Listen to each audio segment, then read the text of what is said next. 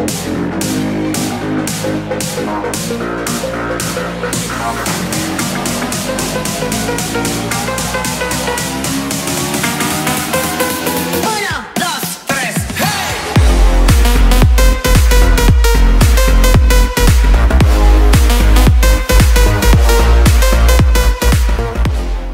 everyone, so I'm at pretty much the location where you have the Hollywood sign. This is like the, I think, Canyon Drive.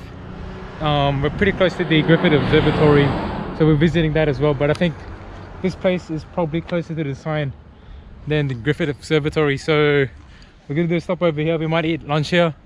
What I'm planning to do now is I'm gonna fly my drone, get some good shots.